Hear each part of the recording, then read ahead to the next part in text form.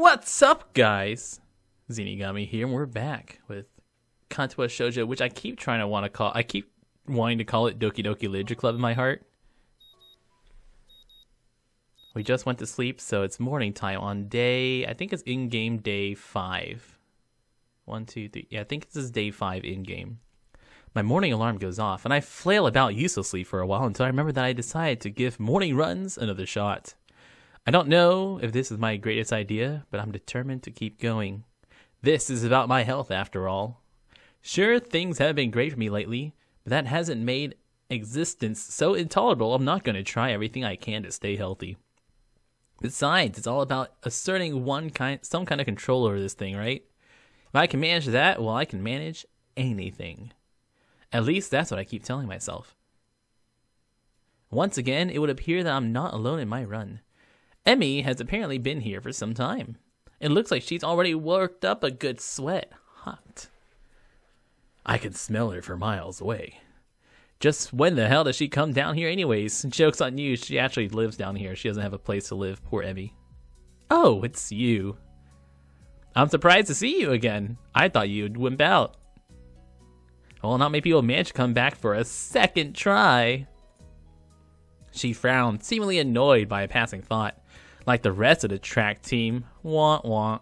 Still, it's only supposed to be on a volunteer basis, so it's not that big of a shock. And I guess it's pretty early in the morning. A shrug, and suddenly it appears she's forgotten what she's talking about. The frown disappears entirely and she seems to snap back to her previous train of thought. So, come on then. What? You're here to run again, right? Well, yes. Come on! I find myself suddenly grabbed and yanked onto the track. Things seem to be set on mirroring yesterday's run. That is, I seem to be struggling while Emmy moves with an effortlessness that I find enviable. It's incredibly bothersome to be so easily worn out to be beaten by a girl without any legs. I know I should be patient, work towards things gradually, but it's difficult to stay positive on this. We round the track and start on our second lap. Emmy seems to have grown impatient, keeping pace with me, and begins to pull away. This is where I gave out yesterday. Will I be able to do more? Can you die? Oh, I hope you can die. Let's go for it. What am I doing here? Am I really going to fold and let Emmy pull ahead? I speed up. The second lap's done quickly, and even without considering it, I keep going. Emmy looks back over her shoulders at me and grins. Still going? Wow, she's like that and running. Look at this, we even got speed lines. Wouldn't want you to think I'm out of shape. And off she goes. Well, if this is the way we're gonna play things, I increase my own pace as well. I can feel my lungs burning and my legs starting to question what the hell I think I'm doing. Lactic acid screams in my muscles, but I close my ears. Not actual screaming, baby. I can't let myself fall behind because that would be a loss. The rational voice in my head inquires mildly just when we started playing a game. About 4 hours ago? I'd answer it, but I'm having a lot of trouble thinking at present. We have adult content disabled, so I'm not sure how it's censored, but it is disabled. I'm sorry. Adult content in this game is disabled. She's so fast. How up? Like I said, is it possible to die? Before I can think of anything else, oh shit, the track disappears from under my feet. Ugh, I stumble, one hand shooting out down a clutch on my chest, the other hitting the track to keep me from falling on my face. Emmy whirls around and her eyes widen. So she yells at me, sprinting from the other side of the track. What's wrong? Nothing, it's just my... Don't panic. Don't panic. Get the nurse. Yeah, that'd be a good idea. Tell me we die. Oh wait, no, struggles. Pain in my chest begins to subside. It's gone like nothing happened. It was nothing. No, something happened there. Yeah, we almost died again. I open my eyes again and glance at a worried Emmy. I think I'm fine. My voice sounds weird even to myself. Oddly, even matter of fact, it makes Emmy frown. I don't think you are. She seems to come to a decision and nods to herself. Right, you're coming with me. You've got to see the nurse. Emmy grabs my arm and drags me up. I feel a bit wobbly, but I refuse the shoulder Emmy offers her support. Honestly, I'm a little ashamed of my own weakness. I'd rather not have Emmy concerned about me, and it seems to be too late. Heck, I'd rather really not have anyone concerned about my condition, though at this point, it seems to be too late for that as well. I like to be able to deal with the whole thing on my own without being a bother to anyone else. While I'm wishing for things, I'd rather not have this condition in the first place. That'd be nice. Nerds! Emmy crashes into his office without knocking, but doesn't seem to alarm the nurse in the least. Morning, Sunshine, what's up? Sunshine. Anyways, he calmly sips on his coffee mug, but lays it down after following Emmy's gaze to me looming in the doorway. What brings you here? We were running, he stumbled and started grabbing us. So the game does this a few times where, like, when somebody cuts off someone else's speech, it just automatically forwards to the next text, which is totally fine with me.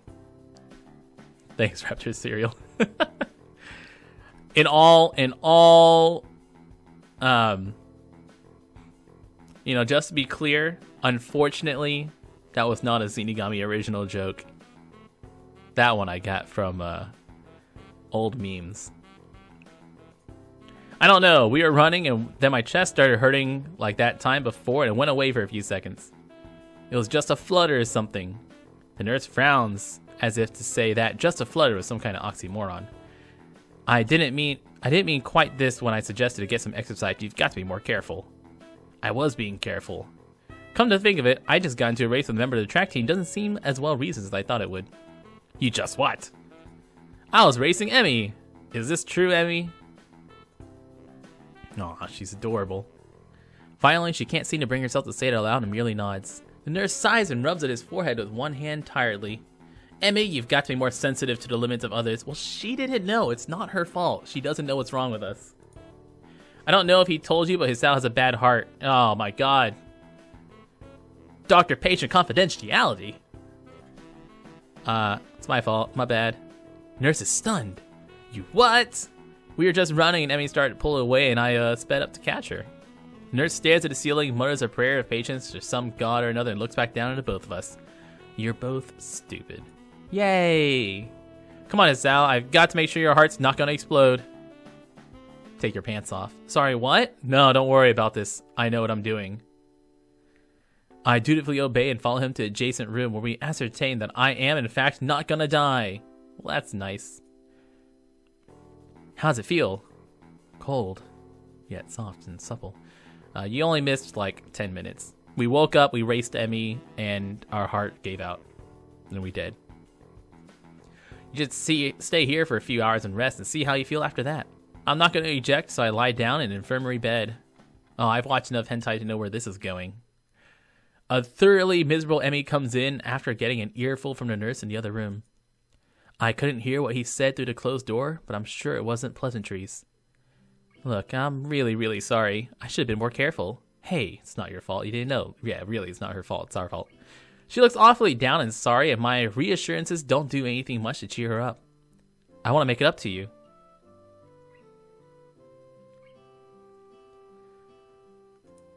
Again, with that decisive nod. So you have to come to lunch with me. I'll bring it to you. I'll bring it for you, okay? Something really, really good. I started with a, you don't have to, but then shut up. Whenever I started to see a she, it's a pretty good waifu. Good. We meet on the roof. We? Yep, the weather's nice now, so the roof's a great spot for lunch, you know. I see. You'll come, right? You wouldn't deny me the chance to make it up to you. Of course not. Great, see you there. I stay afloat somewhere between asleep and awake, completely feeling drained. Not only my body, but all of my semen. It's limp and paralyzed apart from my senses. I swallow with difficulty. I don't spit. A state, it's not a very hard thing to do. The nurse is shuffling around on the other side of the curtains he drew to give me some privacy. I can see his shadows shifting about in the sunlight. He opened the window of his office. It's windy. The clean, white curtains flutter in the breeze in a heavy, lazy motion. Like waves, light sifts through them slowly, half absorbing into the fabric.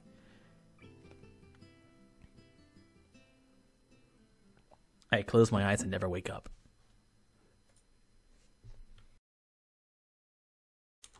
I listened to the sound of my heartbeat for a moment, trying to shut out the sound of the nurse tapping away on his computer.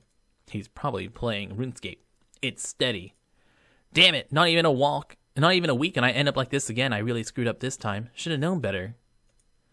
Why did I try to act brave? Like that heart flutter was no big deal, even though it obviously was. It was just a reflex to push it away to keep it inside. I didn't want it to happen. I didn't want Emmy to see. Ah! Stupid.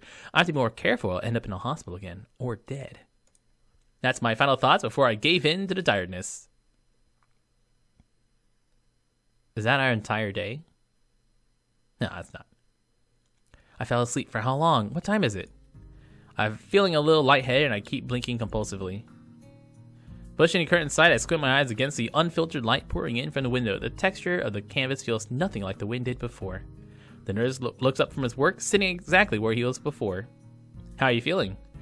Couldn't really tell, so I didn't answer anything. I'm feeling kind of groggy from falling asleep at such a weird time. Hopefully I didn't look too weird. What time is it? Me croaking a question to gain some orientation. The nurse looking at his wristwatch before answering. Things seem to happen in slow motion. 10:15. I try to think for a moment what that means. I'm not really sure. You didn't answer my question, Hisao. How are you feeling? Oh, fine. Climb down from the bed, then let's see how you're doing. Don't move too fast. Stand up too quickly. Yeah, you dumb. My good intentions sure lasted for a long time. I shut up embarrassed with myself while the nurse gets busy with an old-fashioned contraption in my arm. It's blood pressure, baby. You all right? Head stop spinning? Yeah. Good. And how are the contents doing? The contents of the head. Oh. You didn't show very good judgment out there, Hisao. I swallowed the retort I was going to make. It's what I was thinking myself, but hearing it stated by someone else makes me want to protest. What he's saying is not pleasant to hear. Doesn't make him any less right. No, sir. He nods, still looking as neutral as he was before. It would be easy to be angry at him if he said, told you or something, but he doesn't. I can try and help you with your health, but ultimately the last call lies with you. Hopefully this little episode will be something that will remind you of that. Here, a note from your teacher. For your teacher. What's up, sack of orphans? I take the slip of paper he's offering, then make my leave as I can't think of anything else to say nor even really want to. Stay out of trouble, you hear me? I don't think it was anything but a scare, but next time could be different. There is some way to get to the school building straight from the auxiliary building, but I'm not too keen to find out and possibly get lost, so I go out from the exit that I know works. I stop at the stairs of the auxiliary building, deliberating for a moment between going to the dorms to get my books and stuff or going straight to the class. The sun stings my eyes, so I head towards the dorms. Don't know why the sun has anything to do with me getting my books, but sure. The halls are quiet as the courtyard was, naturally so since everyone's in class. I knock lightly on the door at 3-3, push open when Muto calls from the other side. Sorry I'm late. 15 pairs of eyes turn to me.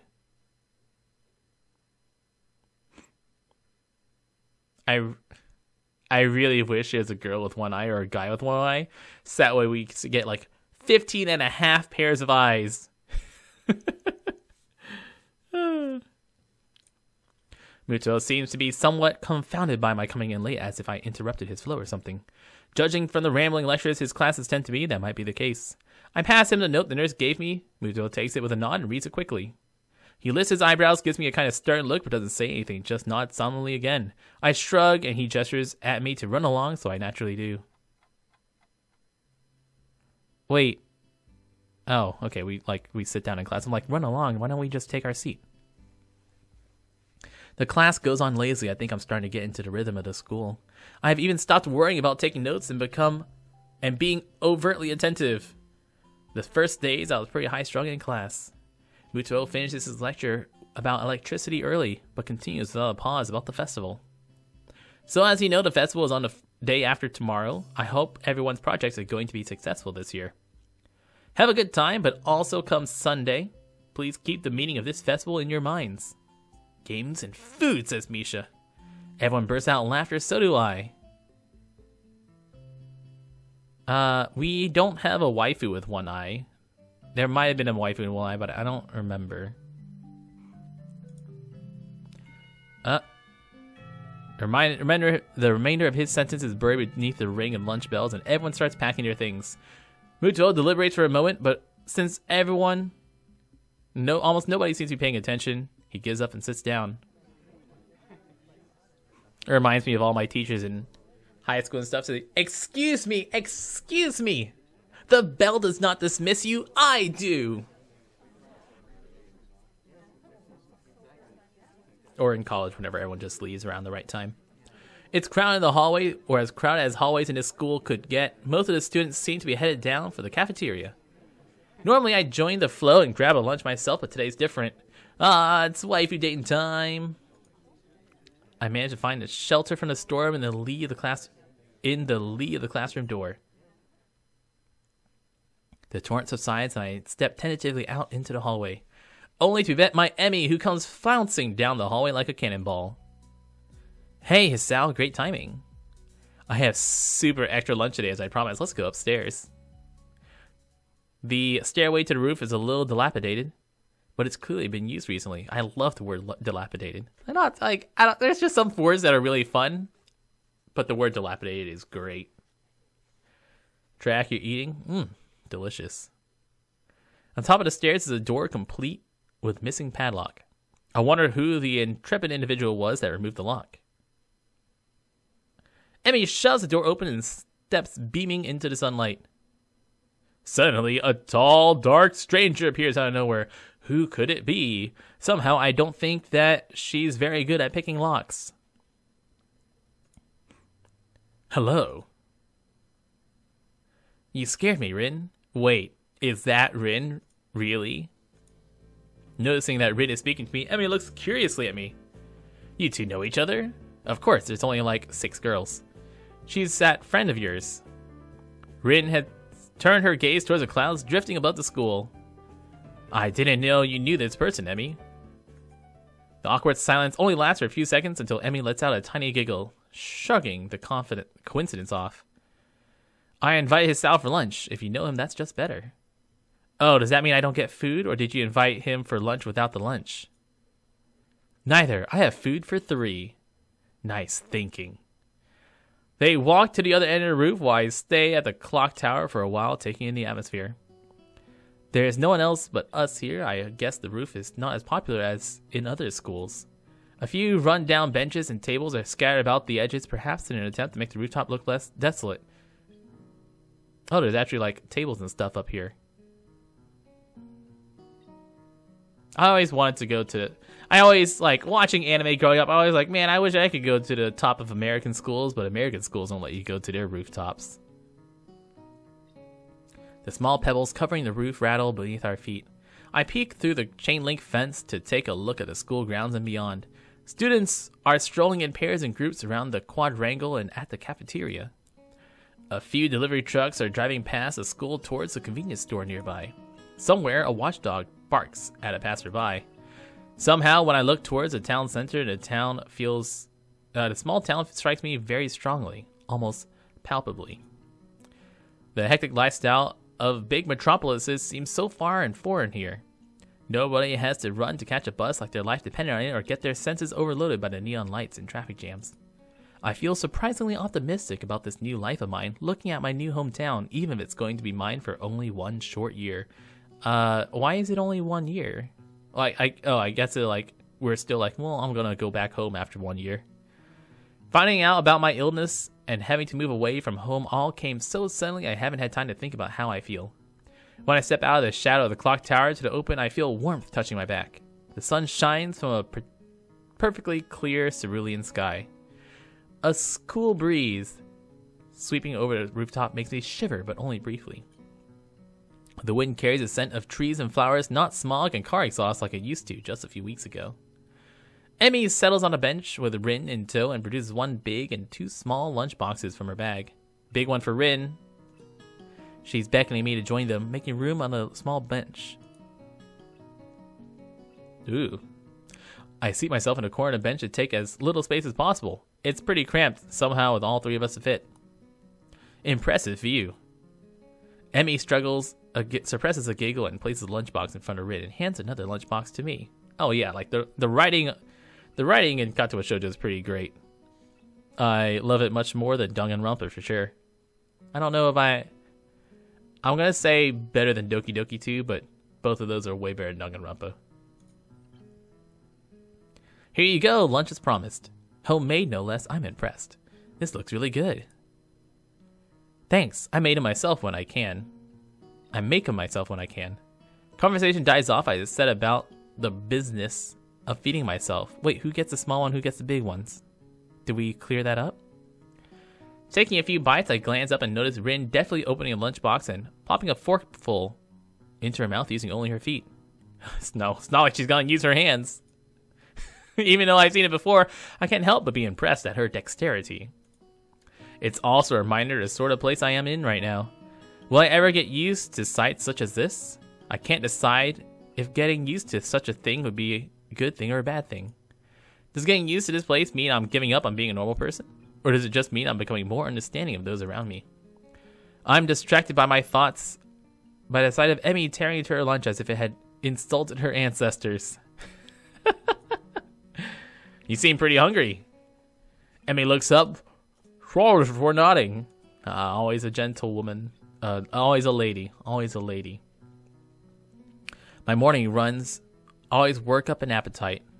How does Rin get her tie on? Well, clearly her tie is not that tight. It's just a lot of this. Or maybe she's just that flexible.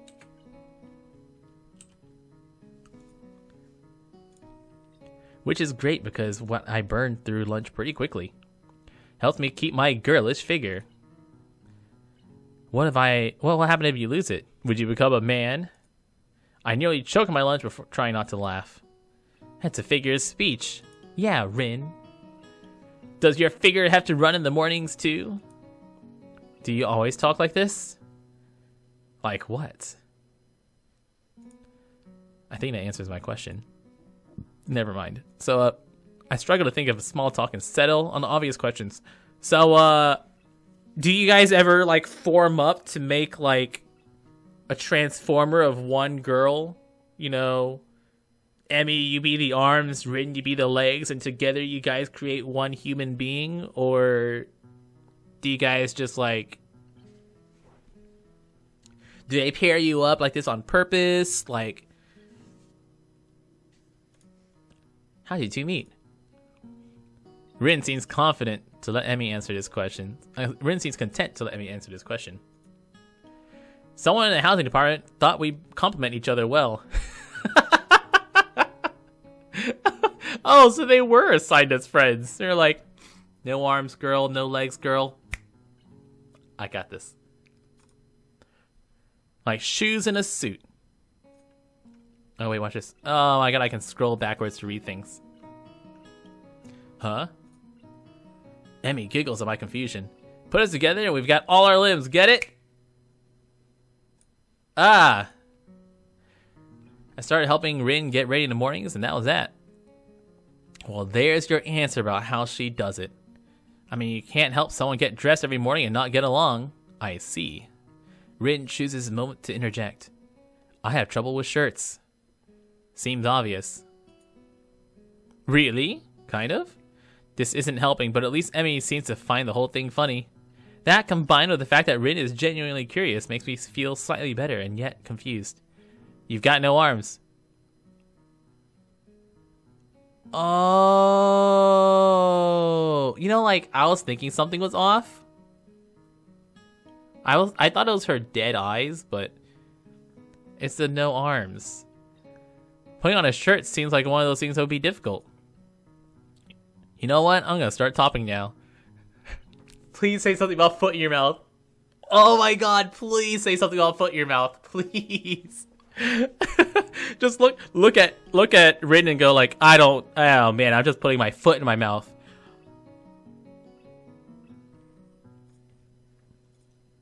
Rin nods, and what I suspect is meant to be a sage manner. I see. The conversation dies as I turn my attention back to my lunch. It's quite good. Emmy finishes her lunch first and makes a contented noise. That was good.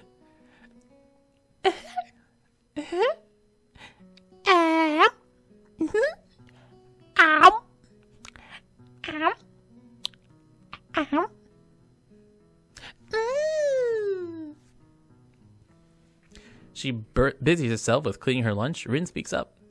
I'm thirsty. Hi, thirsty. Oh, I almost forgot about that. Sorry. With a flourish, she reaches into her bag and removes a trio of juice boxes. She tosses me one that appears to be cranberry juice, one to Rin that appears to be some kind of... I hope you didn't toss it to her.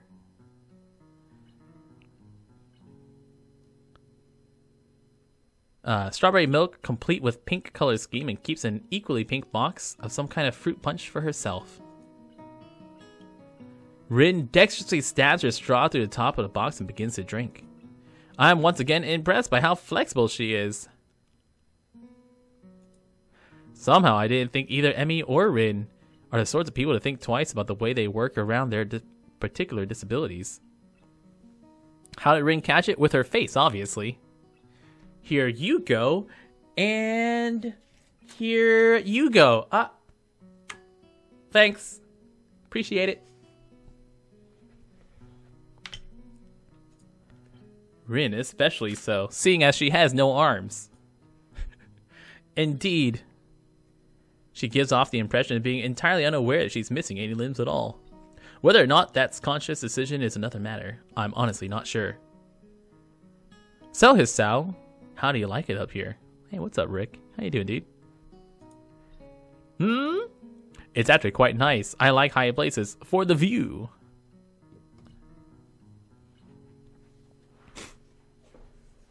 I mean, the view is nice, but the company's better.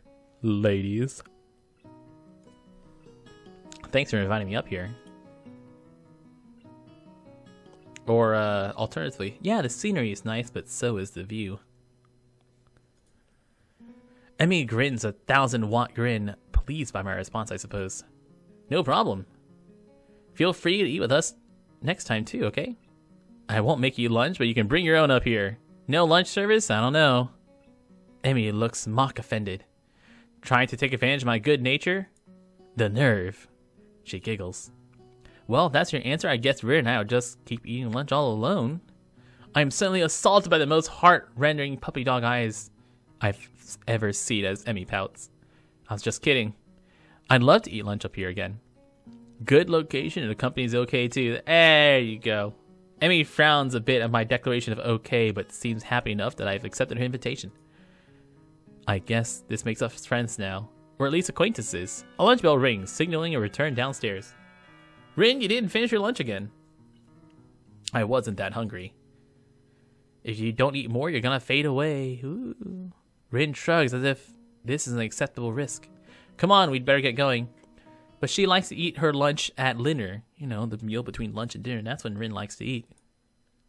The three of us head down the stairs together. Afternoon class passes once again. I find myself without a plan for looking for something to do after school. So I head to the library to return a couple of books I finished reading. Walking inside, I see there... look. I need to play the field first. I need to get a feel for all the ladies.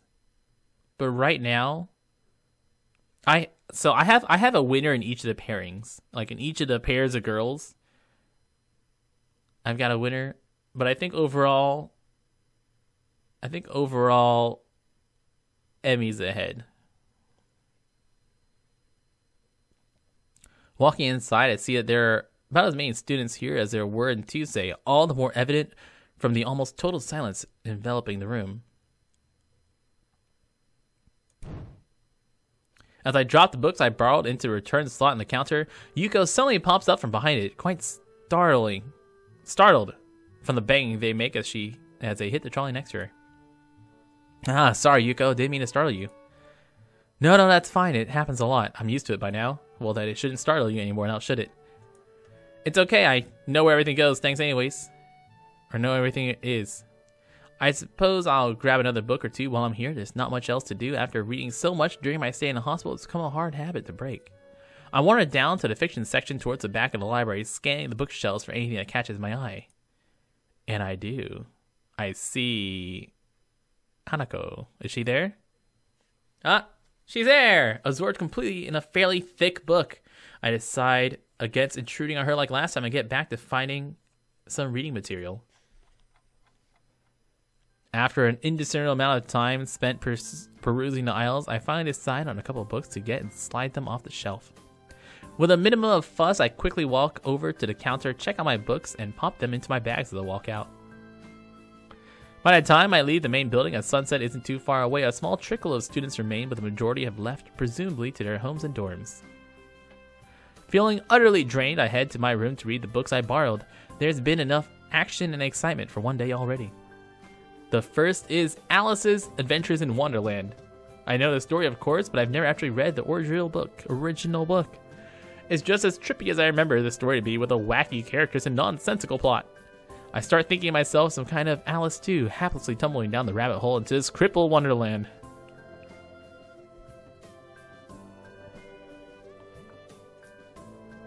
Okay, that's a rather strong expression. Still, the isolated location in the overt way the school accommodates to absolutely everything is unsettling. It's like another world. I wonder why I can't shake the feeling of being an outsider like Alice, despite almost everyone being hospitable and friendly with me. Turning another page, my mind starts drifting further away from the book. It's quiet. Too quiet. For some reason, it makes me feel really bad, like it has since that time in the forest with Iwanako, whilst locked in a cage with something nasty and scary. What? I put the book down for a while and stared at the ceiling, taking my time to shake off the feeling. Look, main character here so far, still better than Danganronpa main characters, at least maybe he's got an interest in girls. 200 pages later, I fall asleep. Do-do-do, do-do-do, ba-da-da, ba-da-da. The students roll into the class for a Saturday morning session, each and every one of them sporting the tired eyes of people who have worked through the night. With only a day left to prepare, I suppose it's not so surprising. Thankfully, we only have to suffer through classes until the lunch break, then our time is our own. Muto lurches into class in a tired stagger. I suppose students aren't the only people here that enjoy their late Friday nights. Without saying a word, he scrawls some page and question numbers on a board and slumps down at his desk. It's completely atypical behavior of him, but it appears that no one in the class is going to call him out on it. Wordlessly, the students shuffle their textbooks into position and get to work. Not wanting to break the trend, I do the same. Fatigue has made the class antisocial. Not a peep is heard among the ruffling papers. That can be partially attributed to the two empty seats beside me. For some reason, Misha and Shizune aren't present, probably doing council work for the festival. It's very quiet without Misha. I wonder if she was born as rowdy as she is, or is she making up for Shizune's lack of voice? Nakai, can I speak with you for a moment? I'm so engrossed in thinking about Misha, I didn't even notice Muto approaching my desk. What is this about? Uh-oh. Uh-oh. Somebody deaded? Muto stands in the hallway scratching his head as he works out what he's trying to say. Not knowing what's going on, I wait silently. I heard from the school head nurse that you had an incident the other day. Ah. Well, kind of, but it's not anything to be worried about. Yes. Anything that can endanger your health is something to be worried about. We try our best here to prepare you for life here. Part of that involves knowing your limits and how to work around them. It would be remiss of me if I didn't speak up about this. All right, I get it. I'm sorry. Muto closes his eyes in frustration, and I realize that this probably wasn't the best thing to say. Something tells me you're not sorry, pretending as much as you want, but this isn't a normal school. Pretend as much as you want. A lot of people have put in a lot of time, effort, and money to make sure that you and every other student here has the same level of education as your peers. For you to abuse that by throwing out advice, especially medical advice, is plain selfish. Oh, I mean, lollies are great. I love lollies. I like a lollipop. Not quite sure if this is actually how he feels or this is some act he's practiced many times to guilt trip students into doing the right thing. Either way, it's working. I understand this is all new to me and I apologize. I know my limits now and I'll be sticking to them. Muto appears to lighten up a little, satisfied that his message has been received. So then, to my next question, how are you finding your studies? I understand you were laid up for a while. We're not too far ahead, are we? I don't really think so. I tried to keep up when I was in the hospital, so it hasn't been too hard. Muto taps his chin and raises an eyebrow as he absorbs this information. Is that so? I suppose there are still students out there who realize the importance of learning. I wouldn't go that far. I was only trying to keep myself occupied in my little life support prison. Well, yeah, you've got to keep up with these things, right? That's exactly it. One wrong move in this world and you're left behind. Right, wouldn't want that. No, you wouldn't. Every week there's a new scientific discovery. Most of them mean nothing to the layperson, but any one of them could be key to the next big thing. I'll keep that in mind. It's obvious that Muto's serious talk is over. He's gone back to his standard, slightly scatterbrained approach to life. I think in hindsight I prefer him this way. He's slightly more predictable in his unpredictability. Well then, I think it's all I really had to say. Let's get back inside. You're the boss. I don't think of any of my students ever said that to me before. For an instant, I consider replying to this, but something deep within me tells me to shut my mouth and get back to class. I keep right-clicking. I like to idle my hand on my mouse, and I right-click accidentally. A few of the students jump at the sound of the door, rapidly trying to pretend that they were working on the questions on the board. Some don't even bother. Their heads slumped on their desk with their nap. Thankfully, it would appear that Muto doesn't even notice. He returns to his desk, retrieves a scientific journal from one of his drawers. I guess I got to him there. The class returns to the near silence that Muto and I left in before our chat. Mixed feelings of tiredness and anticipation buzz around the room. Everyone here is either waiting for a chance to rest or the chance to get their last-minute preparations underway. The clock on the wall slowly ticks the remaining class time away until finally the bell cries out, ending the torment. Before you all leave, I expect the answers to these problems by Monday. The class sighs at one, instantly regretting slacking off, but still acutely aware of the more pressing issues at hand. The classroom empties in a blink as everyone rushes to their last-minute festival preps. I stay behind and try to quickly finish a question so I don't have to bother with it over the rest of the weekend, in the festival, and all tomorrow. Apart from me, Hanako's the only one left, obviously waiting for Lily. Obviously. It's weird that Lily comes all the way to our classroom to pick her up. I expect that moving around is at least normally harder for her than it is for Hanako. It's none of my business, and I naturally don't ask about it from Hanako. Despite the relative proximity of our seats, neither tries to strike up a conversation about that or anything else, so an impressive silence falls upon the room. Why are there chalkboards and not whiteboards? Well, you see, chalkboards are much better at scratching. Ooh, getting that high-pitched scratch. Yeah, that sends shivers down your spine. Time passes in silence. It's probably just 15 minutes or so, but it feels longer. I turn pages in my notebook. Hanako turns pages of the novel she's reading. My pencil lead splinters against the paper just when I'm about to finish a paragraph. The sound of my irritated sigh and subsequent fumbling about for a sharpener. Whoa, not using mechanical pencils? Jeez, man, this game's old. Hanako keeps her eyes firmly away from my direction. Before long, Lily's tall figure appears in the doorway. She doesn't bother turning her eyes to me at all. Her name is all it takes to make Hanako jump up from her desk and run to Lily. They talk quietly for a moment, but it isn't long before Lily leaves down the hall and Hanako idles back into the classroom, taking her seat once again. That was fast. I watch Hanako out of curiosity. The sheer curiosity at the idea that the two would be separated. For a couple minutes, she does nothing but sits with her chin in her hand, staring at the desk dejectedly. The boredom evidently becomes too much for her, though, her slender frame reaching into her bag and pulling out a small book. Come to think of it, that isn't the one I saw her reading at the library. She must be quite a fast reader to get through them at this rate. After 10 minutes of restlessly shuffling in her seat and trying to read, Hanako closes her book and leaves. As should I, since the assignment is all but finished and there's nothing else to do in the classroom. Not that I have anything else to do either. The school is a beehive of activity, but nobody pays me any heed. I saunter past classrooms filled with students frantically doing this and that, buzzing about there like little worker bees. You wouldn't guess the school day is over.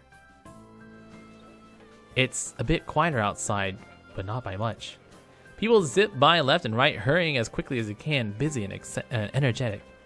I feel the opposite. The midday sun seems to be draining all the spirit out of my body, making it feel limp all over.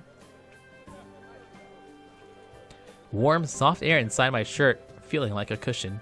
I yawn lazily, thinking about what I do. I'll drop off my books at the doors first, then something. Maybe Kenji's in his room. Let's not hang out with Kenji, please. On the way to the dorms, I spot Emmy coming my way, running despite not having those weird running prosthetics on. I wave at her and she skids to a stop. What kind of prosthetics does she have on? Spatters of white and green paint adorn her nose and chin respectively, but her smile is wide as it seems as always is. She leans closer to me, amplifying the feeling she's examining me as I examine her. What you doing? Nothing really. I don't have anything to do for the festival and everyone else seems to be doing something important. Well then help us out. With the festival prep, I'm not sure it'd be much help. A pair of extra hands could never hurt. Emmy grabs my wrists and starts dragging me back inside the school quite forcibly. Nice. Even her walking speed is more like jogging, making me stumble over myself simply trying to keep up. The stairs. Slow Emmy down a little. Maybe it's hard to climb with her legs, or maybe she's finally run out of breath. I think it might be one of the two. We go all the way to the 3rd floor into the seniors' hallway, ending up where I left minutes ago. I could just as well have stayed here waiting for Emmy as I had known. Is Rin working on that mural still? That's right, she needs all kinds of paint and brushes and stuff, so I went to get them from the art class. And you need me to help with that. Well, Rin told me you already helped her, so I thought you wouldn't mind. I see. So, thanks to Emmy's flaky logic, here I am again collecting stuff from the art classroom for other people. The room is empty apart from ourselves and the lonely specks of dust floating in the air. Emmy skips straight away to the back wall, digging out a tiny crumpled piece of paper from her pocket. While she tries to make sense of the scrawled handwriting, I take a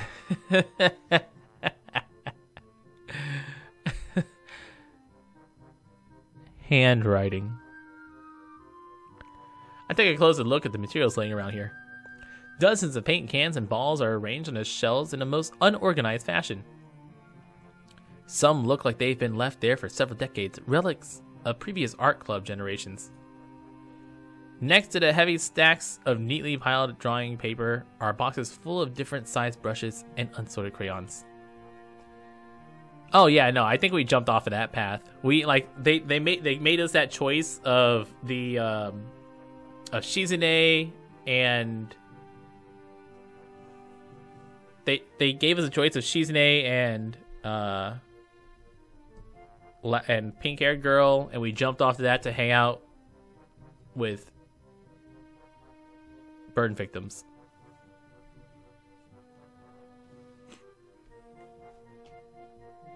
Should have went with a long hair girl. I think long hair girl is still in the running.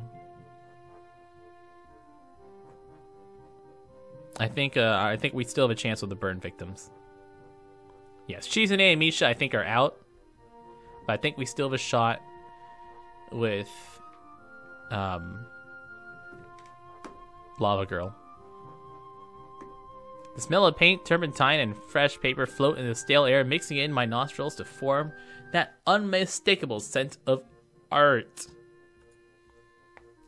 Emmy studies her notes, comparing them to markings on the various paint cans, and passes them to me as she finds the correct matches. She stretches her neck to look on the topmost shelf, but it's not quite enough. Her eye level stays below the shelf no matter what she does. Emmy gives up and just looks at the shelf longingly like a child at a toy store, huffing in annoyance. After a moment of building anger, she starts jumping up and down, apparently trying to speed read the labels. During the fraction of a second, she can see them and catch what she can.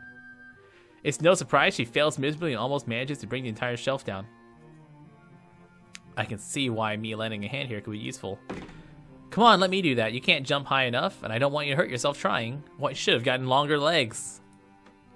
I'm like twice your height. Well, she should have gotten longer legs. You are not. Turns around, flaring scorn. Flushed cheeks and all. Or, flaring scorn. Just kidding, just kidding. Anyways, I'll look up there, okay? She glares at me one more time and can't come up with a retort. With a grudging hoof, she turns her back to me. So I began scrounging around the top shelf for paint while below Emmy crouches to scavenge what she can for the cupboards. I shake my head a little after double checking to ensure she can't see me do so. Emmy having a complex about her height was a surprise. I wouldn't have joked about it otherwise. She seems easygoing, but I guess everyone has their weak spots. Oh, I guess she's not cute Asian girl height. Or I guess she doesn't want to be cute Asian girl height. Only after we have almost all the items collected and spread out on a desk like a treasure hunter's spoils do I realize it wasn't necessarily the height jab that got her riled up. She might not like to be told that she can't do something like jump. But Emmy herself seems to have forgotten all about it already. Quick to anger, quick to forgive. Is she that type of person? At least she doesn't seem to have taken anything to heart. She clatters away happily while we pick up the rest of the items and make our way back to Rin. I chivalrously carry the bulk of the materials as we make our way towards the dormitories. Rin is really stressed about getting her painting done. It's her own fault though, she should have started earlier. Is she gonna make it? No idea, looks good to me, but with Rin, you never know what's going on. I found her this morning laying in front of the dorms in fetal position. She hadn't slept all night. I can't believe that the night nurses hadn't found her. She's painting again like crazy. I noticed that she comes off kinda unhinged, so to speak. Rude. I don't mind it, she's just a little weird sometimes. On that, I agree with her. Unlike me, Emmy seems to be cool with Rin's whatever it is that feels so off about her. Well, they don't feel close like Misha and Shizune do, with them working as a single entity sometimes. It's hard to say where one ends and the other begins. Probably at the body. Even though they're so different, just like Emmy and Rin are. And Rin is the most different of them all, different from anyone else I've met. I guess she's a very unique person. I return to that word again, as if it encompasses Rin's personality by itself, but really is just a substitute for a lengthy discussion of her oddities. Emmy giggles as I grasp about for a properly descriptive word. She's just weird. You know, earlier she just spent half an hour sitting on her box.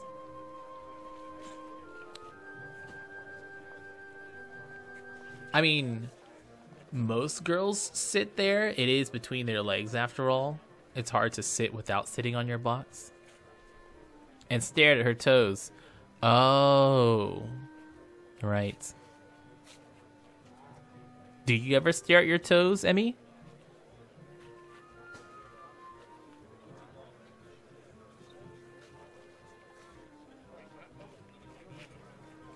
She giggles again in a way that makes me think she doesn't know what's funny about it. Just is. All the time. The working area is a mess, but the mural itself has taken over even more of the wall since I last saw it. The disfigured human figures have been mostly colored in tones of red, pink, and orange. Weird imagery. Things populating the space between them. It looks nice. I can't think of any word that would describe the work concisely and comprehensively, so I sell myself a nondescript nice. But honestly, it seems that the area around the wall becomes untidier at the same rate as the mural progresses. The ground is littered with dozens of paint cans, various art supplies, and empty soda bottles. Rin herself is in the center of this chaos, standing there very cozily as she was a natural part of the scene. Her pant legs have been rolled up to her knees, exposing her thin legs, which sport a drying spectrum of war paintings, similar to those on Emmy's face. Emmy sprints to Rin ahead of me and gleefully jumps in front of her. I'm back. That was fast. Did you run in the quarters again? Hisao helped me. Emmy points victoriously at me. Rin turns around, following Emmy's fingers with her eyes looking at my general direction. She nods absent-mindedly at me. She looks like she hadn't slept since last night. A vacant glazed stare that's focused slightly off me and movements like in a slow-motion movie.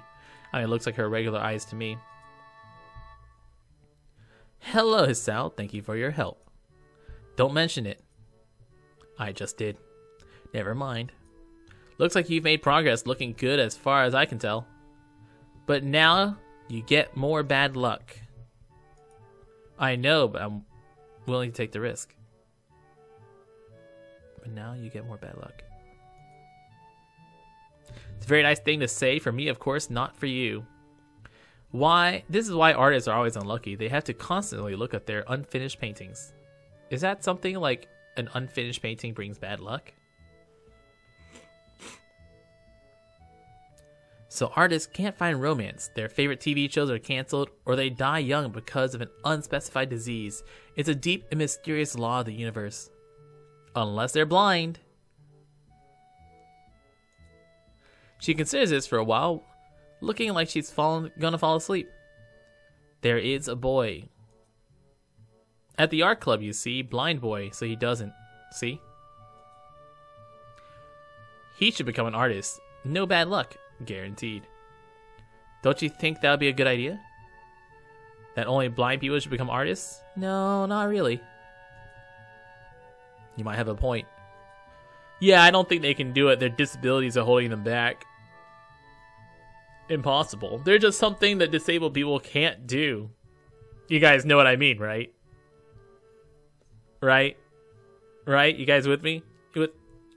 Emmy, Rin, you guys with me, right? Like some people are just too crippled to be able to handle themselves in real world, right? Right? Emmy arranges the supplies we brought and moves a few paint cans around, trying to bring some organization to the scene. Emmy, I need the Prussian blue paint. Which one's Prussian blue? She's staring helplessly at 7 or 8 cans, each with a different tone of blue. The one with Prussian blue paint in it. Jeez, Rin, you're not helping. I look around as well, even though I don't know what Prussian blue looks like either. I wonder what blue has to do with Prussia. Or what Prussia even is. The name sounds vaguely familiar, but I can't place it. While none of the blues looks more Prussian than the others, the small print under labels is legible enough to determine that none say anything about the contents being Prussian. We need to get more Prussian blue. I open my mouth to say that actually we're not both needed for such a simple task. Like finding another pot of Prussian blue, but Emmy's already grabbed my arm and started dragging me off. Ah, Emmy time. I wave to Rin, who doesn't seem to be able to wave back.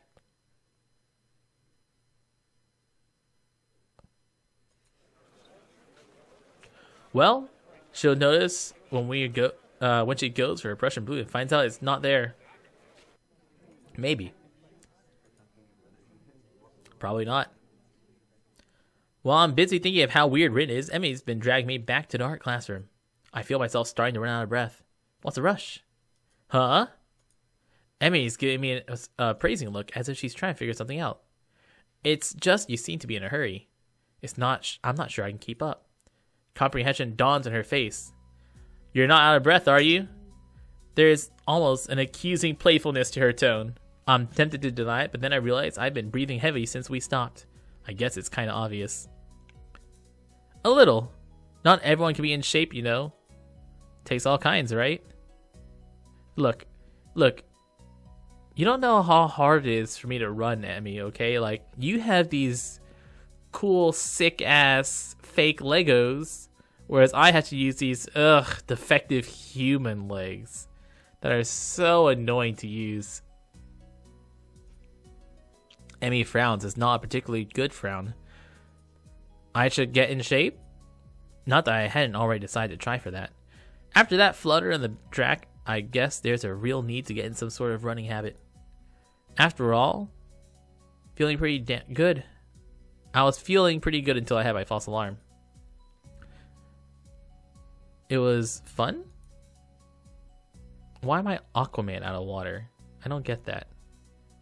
Meanwhile, my comment seems to have helped Emmy come to some sort of decision. That's it, then. She gives me a serious look. You're joining me. In the Brotherhood of Darkness.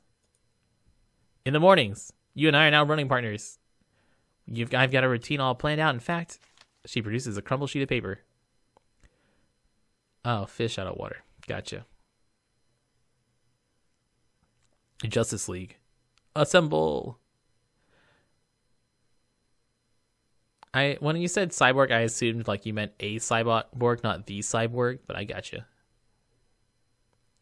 I've got it right here with me.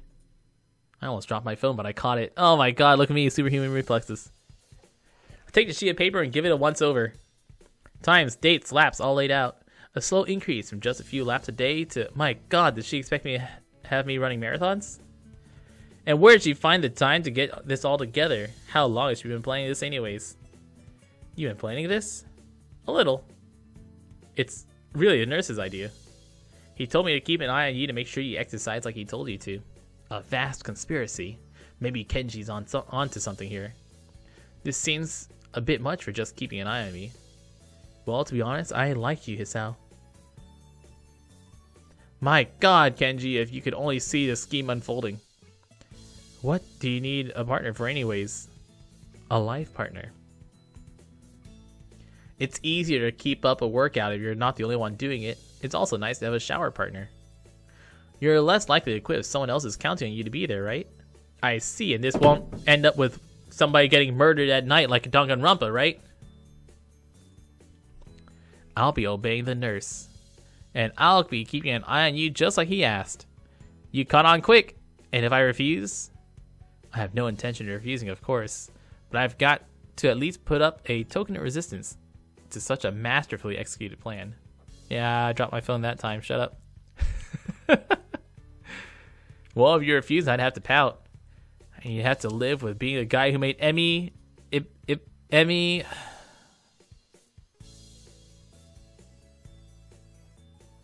Ibarazaki pout. You don't want that in your conscience, do you? As if to demonstrate, Emmy begins pouting. Look, I like fidgeting with my phone, okay? I do fidget with my phone like a fidget spinner. This is what I'm doing off screen the entire time. Like I'm spinning my phone in my hand. Or I'm spinning it like a top. Just can't help it, I like it. Oh, I can fidget with actual fidget spinners. It's the most adorable, heart-wrenching thing I've ever seen. I'll do it. Just don't do that. I feel like I just hit a puppy. It's settled, right? You're gonna be my running partner. Follow the workout and the dietary plan. Dietary plan? Yeah, dietary plan. You've got to eat healthy. You're gonna get in shape, you know. I examined the workout team closely. I don't see a dietary plan here. Oh, I forgot to give it to you. Come over to my dorm later on, then I'll give it to you. I had the nurse help me come up with it. The amount of dedication that the nurse has to keep me in good health is pretty overwhelming. I don't know how many school nurses would get one of their students to help spy on me, much less come up with a dietary plan. Then again, it's almost like a normal school. It's almost like a school for disabled peeps. I'll just fidget with my fidget spinner, baby.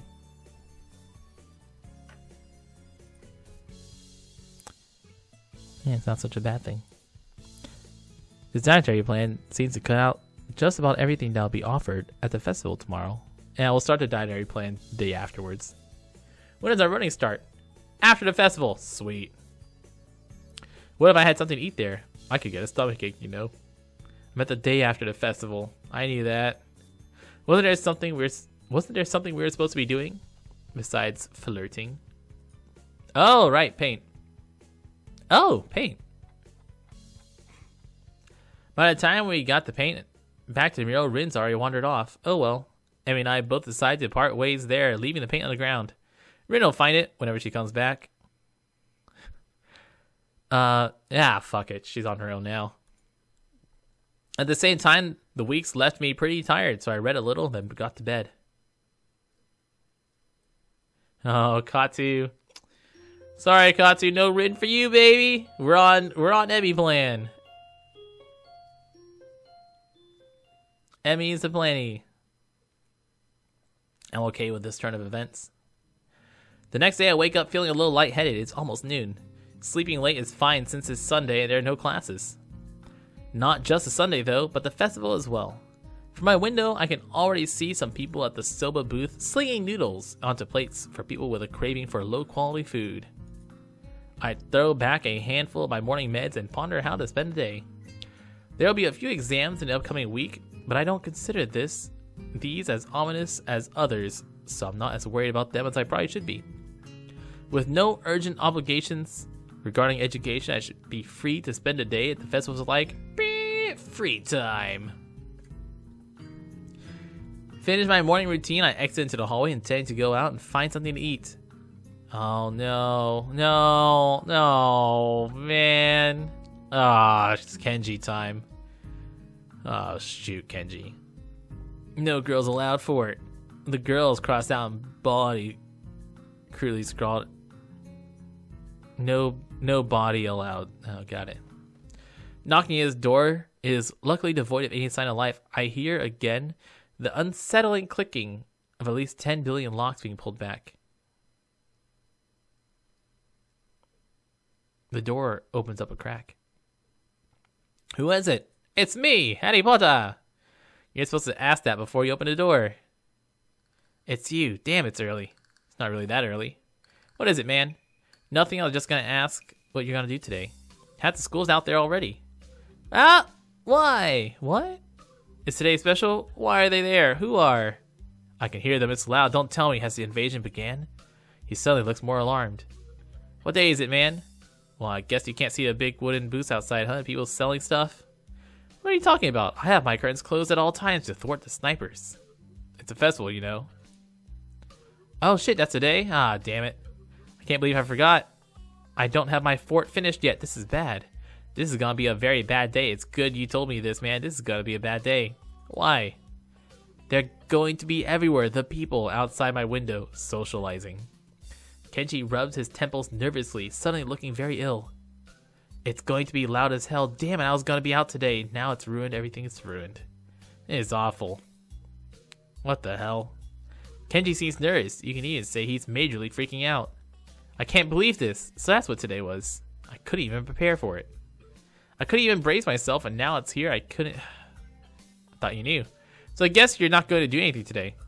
The weather is even good. Yesterday was really windy, so I thought today would be cold. It's not, though. There's no reason to just stay inside. Should check the festival out. Kenji groans.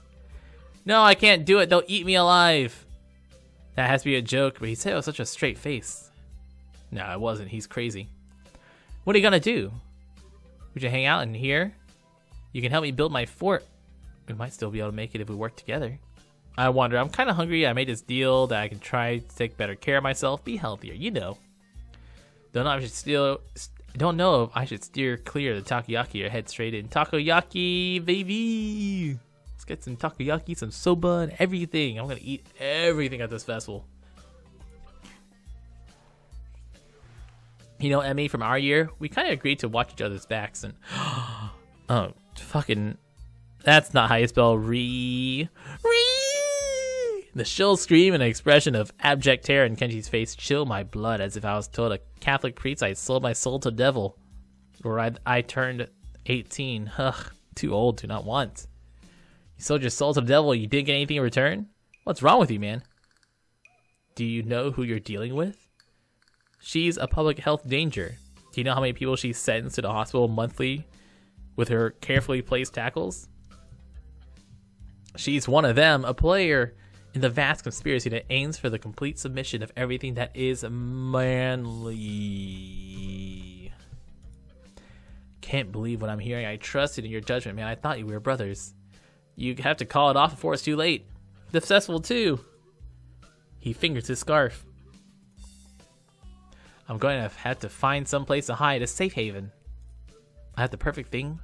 I must prepare now. Don't go to the festival. Okay. Later, dude. The door slowly closes with a low creak, and I don't know how to feel about what Kenji just said. It's kind of unsettling, and now I start to feel doubtful myself. Should I bother going? I've got a book I've been meaning to read. So just go, man. It definitely would be. I suppose it'd be a better idea to head outside. Yeah, let's go outside. I should at least make an attempt to keep up the somewhat friendly personality I've had this past week. Maybe get something to eat. It's almost lunchtime. I should grab something from the stalls. I'm soon outside, surrounded by various students and people who may or may not be their parents. Every so often, I catch a glimpse of someone who clearly just came into town for the promise of the festival. They're easy to spot. They're the ones without disabilities. The ones who can't stop staring behind the eyes. You can tell they're thinking, what's wrong with this one? I almost want to yell at them.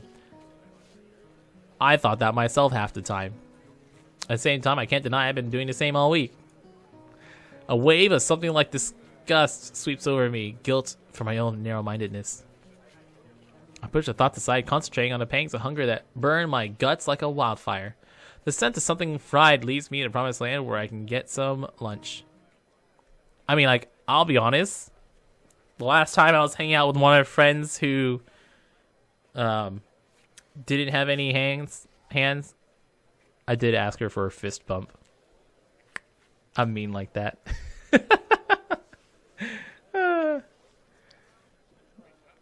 I'm just getting my order when a loud voice interrupts me. Hey, what the hell are you doing? Lunch? Breakfast? You just got up? Suddenly, sleeping all morning feels like a crime. No, I meant lunch, honest. She's not buying it. Brunch? That's not a healthy breakfast at all. She snatches my food out of my hands. Whoa, whoa, whoa! Back the fuck up! Whoa! You and I were cool up until this moment, bitch. When you step between me and my food, we got a damn problem. Okay? Like, you just lost, I'm just letting you know now, you just lost 3 waifu points. Now give me my goddamn food back, you fucking whore. That's my breakfast. What happened to it being your lunch? It's my food. Emmy places her hands on her hips and begins lecturing me. Did you really forget your dietary plan already? You need to be more conscious of your health. What about your heart? My heart's fine. I just want my food. All I get in response is a roll of the eyes. I doubt that. You wouldn't be here if that was the case, would you? The girl's got a point, of course, but I'm not about to concede it. It's not that bad of a heart. Clearly I can handle a little grease now and again. Handle a little running just fine too. Emmy seems unconvinced. Not surprising, because I haven't managed to convince myself.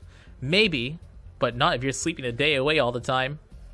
A devious look suddenly crosses her face. Of course, if you'd been following your routine from the beginning, you wouldn't be in this situation. Hey, I've had a pretty eventful week, you know. For example, I almost died. And there was a lot of meeting people. And then I was on a roof for a while. Which is no excuse for slacking off, you know. A little near-death experience is no excuse for skipping basic exercise. Like running in the mornings. She nods as if something important has just been decided. It's settled then. You've seen the error of your ways and are willing to adhere to my routine, right? I'll see you bright and early in the morning. We're running buddies. I thought we already decided yet. Yeah. You don't need to convince me again. Not that I did a good job of being convinced. She's right about eating healthy. And here I am ordering up something grossly unhealthy. Yeah, but it's just like so good. It's like, but it's so good. Just give it back. I'm gonna eat it. Yeah, it's delicious. Just eat it. There are more important things than deliciousness, aren't there? When I have to eat through a tube, you may end my life.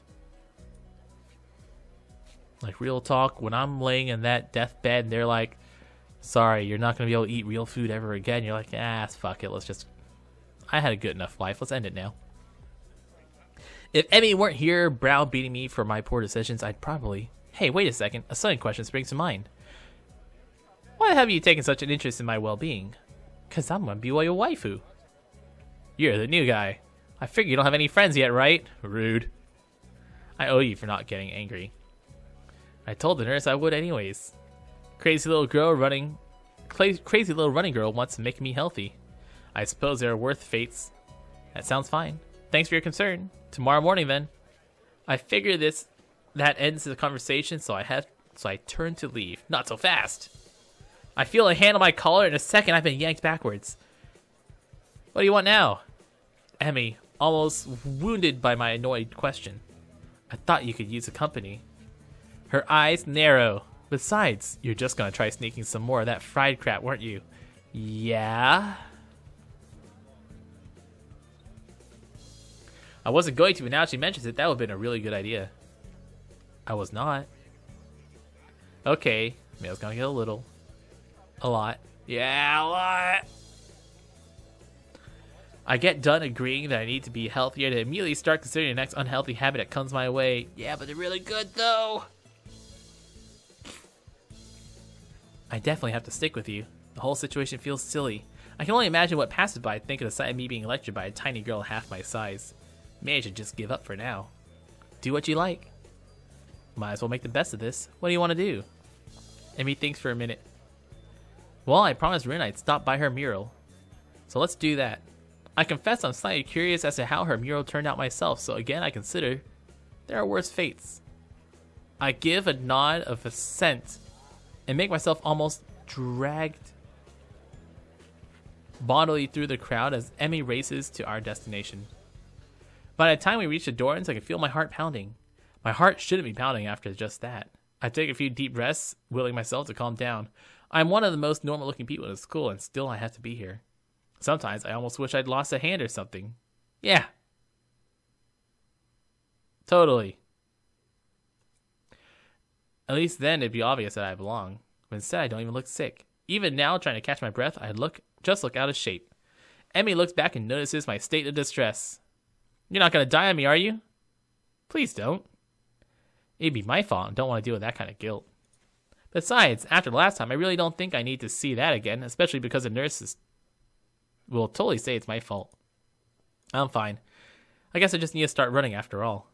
And you wanted to keep eating your greasy whatever it was. Yeah, greasy whatever it was is the best. See, it's a good thing I found you, right? It was. Maybe. Of course, I don't add that I wouldn't be in this state if she hadn't dragged me across the festival grounds. Further conversation is interrupted by the sudden appearance of Rin. Oh, it's you. Hello, Emmy. Hey, Rin. I brought Hisao along because he was going to give himself a heart attack. I was not. My objection goes unnoticed.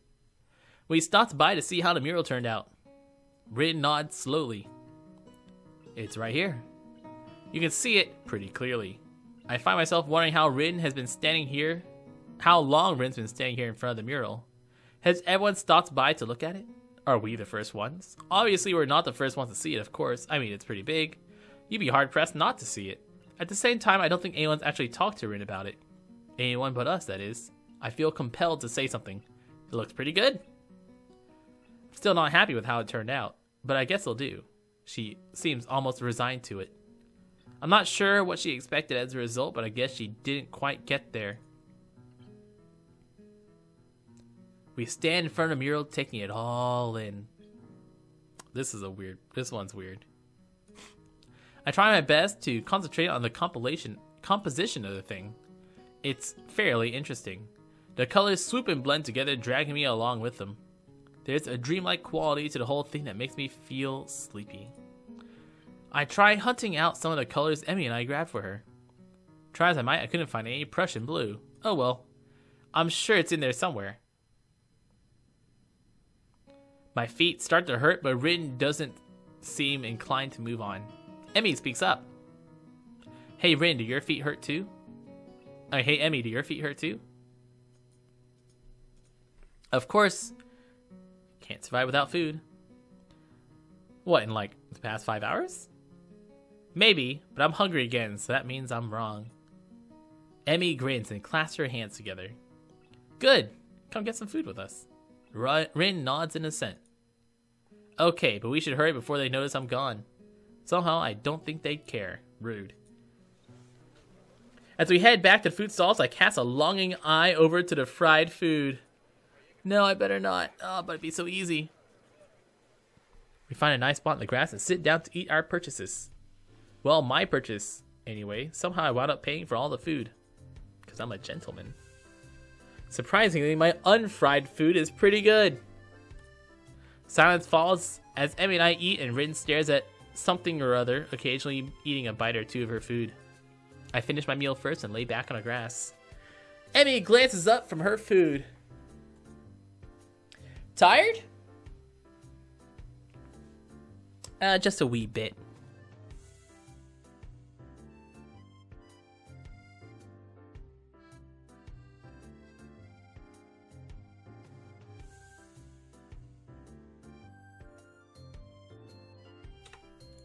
A little, I guess.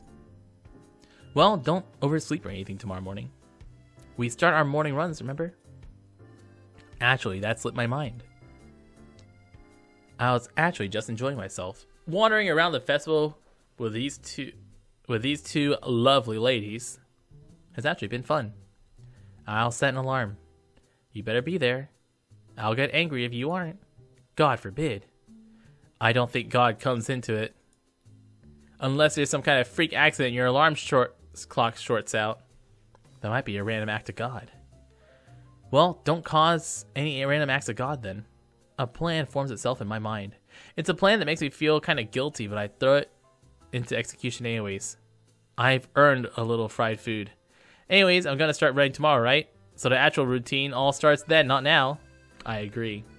Ergo, the dietary portion starts tomorrow too. Sort of final farewell to all the stuff I used to eat with wild abandon before the hospital. I'll just go back to my room by myself, you know, through the festival by me. You sure you're not gonna sneak off and buy that fried stuff over there? No. Just a little food. Besides, you two have cleaned me out anyways. Emmy giggles. It's a surprisingly pleasant sound. Another pang of guilt. She's got to know I'm lying to her, doesn't she? Or is she just that trusting? I feel like a monster. All part of my master plan, Hisao. Well, I guess I'll see you tomorrow morning then. Thanks for the food and for keeping us company. And here I thought she was doing me a favor. Rin nods in agreement. I won't say see you tomorrow because that would be like predicting the future, and I'm pretty sure I can't do that. I've had to say that so much. Me too. Okay. Bye, you two. I feel oddly glad I decided to leave my room today. Not a bad way to start my second week here, I guess. Once I'm sure I'm out of Emmy's line of sight, I make a beeline for food stands and buy some cake. At least it's not fried, right? That's slightly better than what I was planning to do.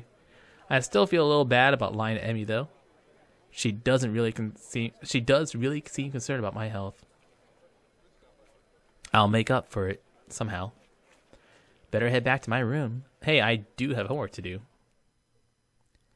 My book waits for me, and I flop on the bed read through the fireworks display.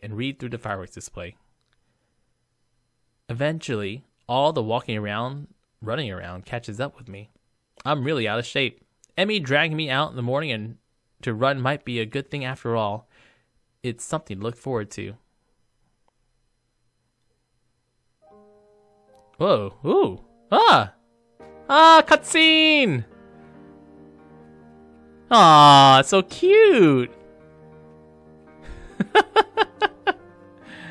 Oh man, we're so shit at running. Ugh. Oh, we dead again? Damn, we're dead again already.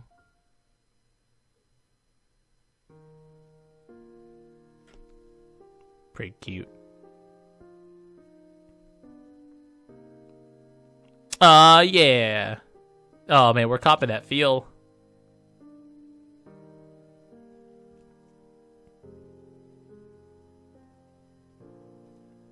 Now slide your hand on her butt. You pig.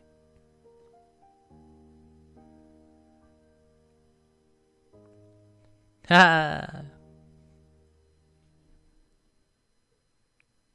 Oh, nice shot! Nice shot!